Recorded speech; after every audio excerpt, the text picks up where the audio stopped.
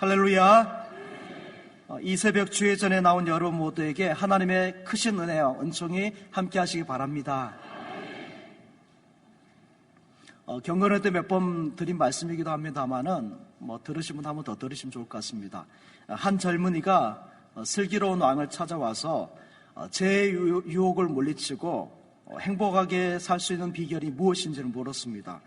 그러자 왕은 잔에다가 술을 가득 부은 후에 그것을 젊은이에게 주면서 이렇게 말했습니다. 그 비결을 알고 싶다면은 이 잔을 들고 시내에 나가서 한 바퀴 돌고 오너라.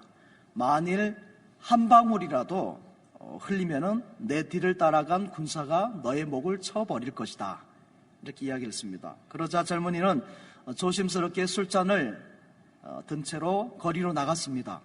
그리고 다행히 한 방울도 흘리지 않고 다시 돌아왔습니다. 잘했다. 그래, 다녀오는 중에 뭘 좀 보거나 들은 것이 있느냐? 이렇게 왕이 젊은이에게 물었습니다. 그때 젊은이는 이렇게 말합니다. 전혀 본 것도 들은 것도 없습니다, 폐하. 이렇게 답했습니다. 그러자 왕은 진진 놀란 채 하면서 이렇게 말합니다. 본 것이 없다고? 거리에 널려 있는 그 많은 거지들, 또 가게마다 있는 상인들, 그리고 술집의 노름꾼이나 작부들, 그리고 무리여지어 있는 협작꾼들을 내가 보지 못했단 말이냐? 이렇게 물었더니 젊은이가 답합니다. 그렇습니다, 폐하. 그런 사람들은 보지도 못했고 그들이 떠드는 소리도 듣지 못했습니다. 그제서야 왕이 부드러운 어조로 말합니다. 옳도다. 이제 너는 그 비결을 알았다. 네가 술잔에만 신경을 곤두세웠듯이 하나님께만 마음을 바치어라. 그리하면 온갖 시험도 유혹도 너를 넘어뜨리지 못할 것이다. 하나님께서 저와 여러분이 원하시는 것은 문제나 사건이 아니라 하나님인 줄 믿습니다. 십자가의 주님이죠. 오늘 술잔을 바라보고 나아갔던 그 젊은처럼 보혈의 잔, 십자가를 바라보고 나갈 때 저와 여러분에게 하나님께서 승리 주실 것을 믿습니다. 이것이 인생의 승리의 비결이 되겠죠. 존 버녀는 이렇게 말했습니다. 우리가 처음에 시험을 만나면은 시험은 산손 앞에서 으르렁거리던 사자와 같이 우리를 괴롭힌다. 그러나 우리가 시험을 극복하기만 하면 그 다음부터는 우리가 시험 속에서 꿀과 같은 달콤한 보금자리를 찾을 수 있을 것이다. 이렇게 철로역정을 쓴 존 버녀는 말했습니다. 우리가 하나님을 온전히 붙들 때 어떤 시험도 이겨나갈 수 있을 줄 믿습니다. 복음성에도 있지 않습니까? 세상 흔들리고 사람들은 변하여도 요즘 사람들은 옛날 사람들 같지 않다라는 것이 되겠죠. 요즘 시대 상황, 세상 흔들리고 시대 상황이나 그렇습니다. 그런데 어떻게 고백합니까? 나는 주를 섬기리. 나는 그래도 주님을 사랑하고 섬기겠다는 고백이죠. 주님의 사랑은 영원히 변치 않네. 나는 주를 신뢰해. 오직 믿음으로 내가 살리라. 저와 여러분의 고백되어지기 바랍니다. 믿음이 흔들리고 사람들 주를 떠나고 2절에 그러죠. 이 세상의 급격한 문화가 그러합니다. 사람들이 떠나도 나는 주를 섬기리. 그래도 나는 주를 섬기겠다는 고백이죠. 주님의 나라는 영원히 쇠하지 않네. 주님의 나라는 예나 지금이나 앞으로도 변함없는 줄 믿습니다. 나는 주를 신뢰해. 영원토록 주님을 신뢰한다는 고백이죠. 저와 여러분의 고백되어지기 바랍니다. 세상 흔들리고 사람들은 변할 것입니다. 하지만 끝까지 남는 자, 끝까지 있는 자가 축복인 줄 믿습니다. 십자가의 잔 붙잡고 십자가의 주님 바라보며 성전 사랑하며 끝까지 남는 자 되어주시길 바랍니다. 신약의 바오 사도는 그의 동역자들이 현실의 어려움과 또 고난을 견디지 못하고 하나둘씩 그를 떠나는 그런 아픔을 경험하게 됩니다. 대표적인 인물이 데마입니다. 그는 한때 바울의 동역자였죠. 바울의 사역을 돕는 아주 조력자였습니다. 그런데 세상을 너무 사랑함으로, 성경이 그렇게 말합니다. 세상을 너무 사랑함으로 결국 신앙을 저버리고 세상으로 떠나고 말았습니다. 그래서 그는 바울의 동력자가 아니라 세상에 대한 사랑 때문에, 집착 때문에 바울과 믿음의 길을 떠나버린 사람, 배신자로 이렇게 기록되어 있습니다. 여기에 비해 마가는 데마와 대조적인 인물이라 할 수 있습니다. 마가는 바나바의 생질이었고, 여러분 그 예수님의 다락방 그 이야기가 있는 곳, 그 장소가 누구의 장소입니까? 마가의 다락방이라 하지 않습니까? 이 마가입니다. 바나바의 생질 마가. 그는 아마 재산이 좀 많았던 것 같습니다. 그는 바울의 1차 전도여행 일행으로 합류하면서 호기롭게 사역을 시작했습니다. 하지만 그는 전도여행 중에 바울과 바나바와 함께하는 제1차 전도여행 중에 포기하고 돌아와 버립니다. 그럼으로써 바울에게 큰 실망을 안겨주죠. 그런데 후에 바울의 사역에 다시 이렇게 깊이 동참했고, 바울에게 있어서 나의 동역자다, 나의 일에 유익한 사람이다, 이렇게 인정받을 정도로 뛰어난 일꾼으로 성장했습니다. 데마와 마가는 이렇게 시작과 끝에 있어서 비교가 되는 인물입니다. 데마는 처음에는 괜찮았지만은 나중에는 세상 속으로 떠난 사람, 마가는 처음에는 믿음을 저버렸지만은, 그리고 중간에 포기했지만은 나중에는 바울에게 인정을 받는 당당한 일꾼으로 성장한 것입니다. 여러분, 시작도 중요합니다. 하지만 더 중요한 것은 마지막이죠. 마지막, 끝까지 가는 것입니다. 출발은 좋았으나 나중은 흐지부지하는 영두삼위 믿음이 아니라 처음보다 마지막이 더 좋은 저와 여러분 되길 간절히 소망합니다. 믿음은 끝이 좋아야 됩니다. 그러기 위해서는 믿음의 추가 든든해야 되겠죠. 언젠가 목사님께서 말씀하신 그 오뚜기처럼 어떠한 것에도 흔들리면 안 됩니다. 이렇게 약간 흔들릴 수는 있어요. 하지만 믿음의 추가 든든해야 됩니다. 그래서 절대 넘어지지 않아야 되죠. 믿음의 추가 있으면은 절대 넘어지지 않습니다. 우리 주님이 함께 하신 믿습니다. 오늘 함께 읽은 말씀은 제가 신방 때 자주 드린 말씀이기도 합니다. 시편 144편은 여호와를 자기 하나님으로 삼는 백성에게 주신 복에 대한 말씀입니다. 세 가지 복을 말씀하고 있는데, 먼저 여호와를 자기 하나님 삼는 백성에게 주신 복은 12절입니다. 12절 말씀을 함께 같이 한번 읽어보겠습니다. 시편 144편 12절입니다. 함께 읽겠습니다. 우리 아들들은 어리다가 장성한 나무들과 같으며 우리 딸들은 궁정의 양식대로 아름답게 다듬은 모퉁이 돌들과 같으며. 아멘. 여러분의 가정 가문 자녀들에게도 이러한 축복이 함께하기 바랍니다. 여호와를 자기 하나님을 사는 백성에게 주신 첫 번째 복이 자손의 복, 자녀에 대한 축복입니다. 여호와를 자기 하나님 삼는 여러분에게도 하나님께서 그러한 동일한 복을 주실 줄 믿습니다.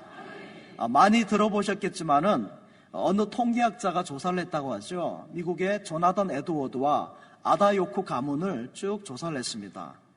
조나단 에드워드는 여러분 잘 아시는 대로 미국의 대각성 운동을 일으킨 한 분 중에 귀한 목사님이고, 또 교육자이고 신학자이고 또 목회자로서 하나님 앞에 경건한 삶을 살았던 사람입니다.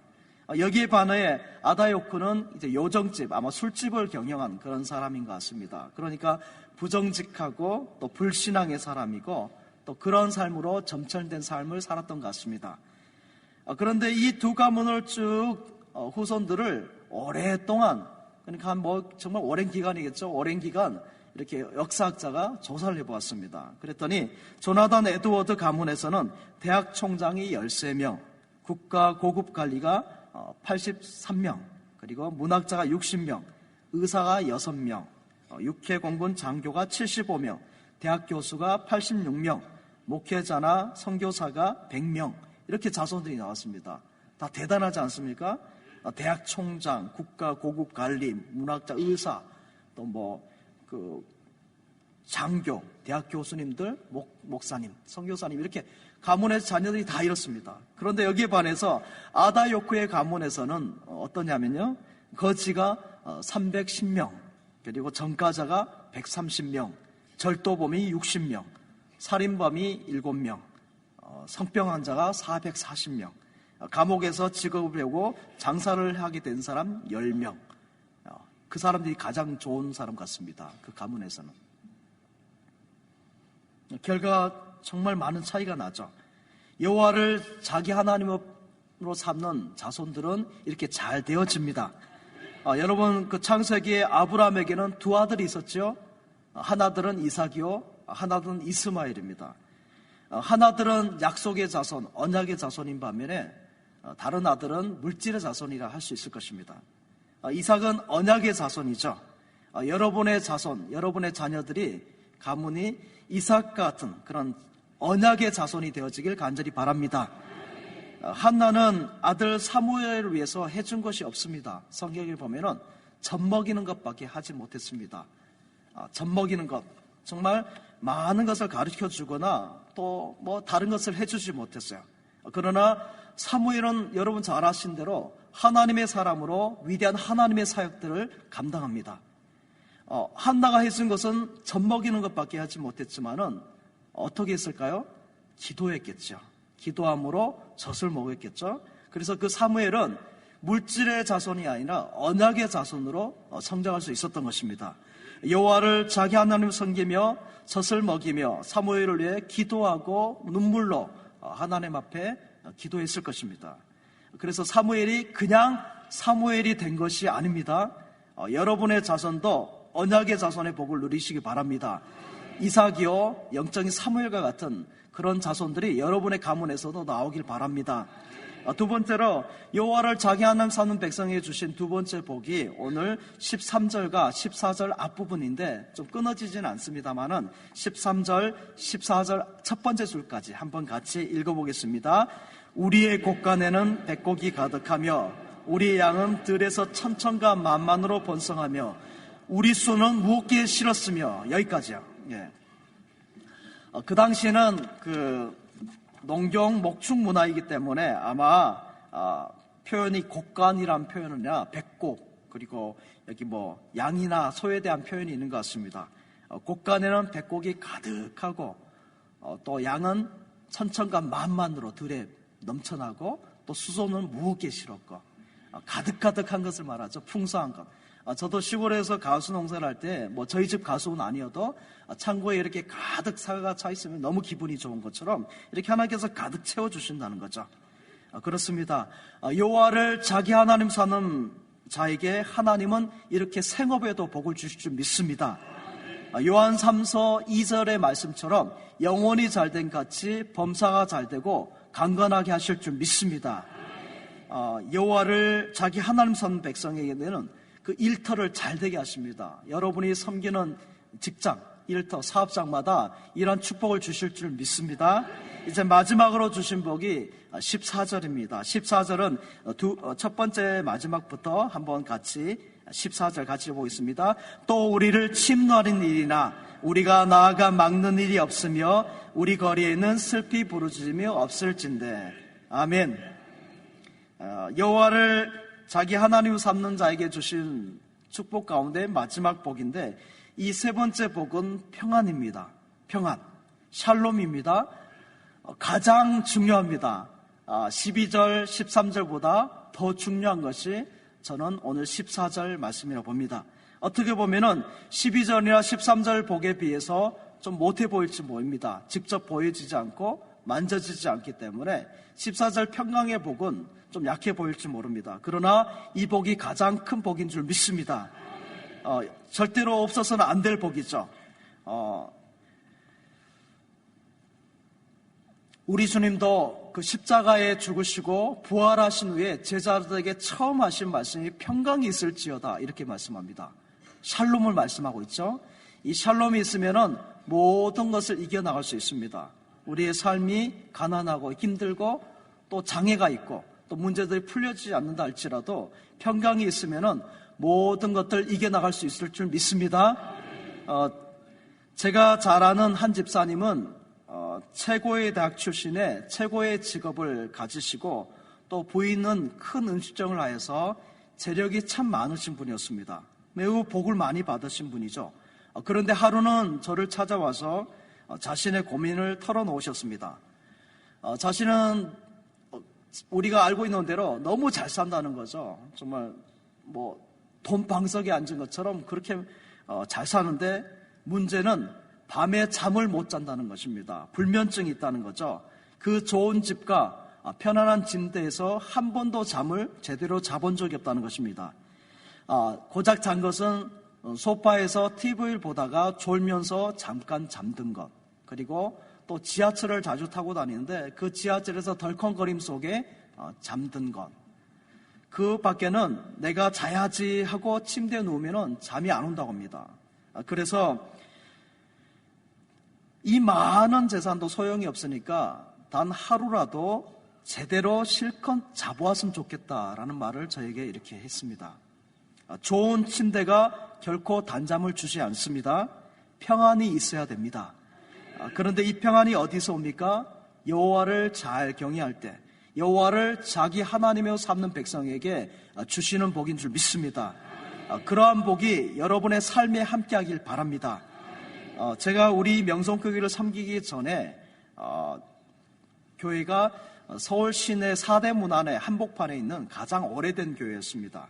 제가 교육전도서와 전임전도서로 그 교회를 섬길 때가 97년, 8년 아마 9년 그 정도 때 같습니다. 그때 동대문 시장에 그 두산타워 건물을 중심으로 해서 야시장이 많이 활성화되었습니다. 밤에 좋은 옷들, 이렇게 그런 것들을 많이 판다, 그래 싸게 살 수 있다라는 소문이 많았는데 새벽에 가야 새벽 시장이 활성화되어 있어서 이렇게 살 수 있고 하는데 새벽에 가기는 교육자로서 어려워서 밤에 이렇게 가본 적이 있습니다. 그런데 그때 TV에서만 보던 패션쇼를 처음 이렇게 보았습니다. 실제로 보니까 정말 이렇게 멋있고 정말 이렇게 눈이 희둥그레졌습니다. 밤에 조명도 비춰주고 또 저같이 짜리몽땅한 사람 없지 않습니까? 다 이렇게 늘씬하고 쭉쭉 뻗은 모델들이 워킹부터가 다릅니다. 이렇게 걸음걸이도 다르고 정말 이렇게 보면은 야 멋있다. 쟤네들은 뭐를 이렇게 먹어서 이렇게 늘씬하고 키도 크고 멋있나라는 생각이 들 정도로 부러운 마음으로 한참 쳐다보다가 제가 아니다라는 생각을 했습니다. 왜 아니다라는 생각을 했냐면은 말라도 너무 마른 거예요. 그러니까 나중에 이게 보니까 이거는 모델이 걸어가는 것이 아니라 무슨 뼈가 걸어가는 것 같기도 하고 이렇게 옷걸이가 막 걸어가는 듯한 그런 느낌을 받았습니다.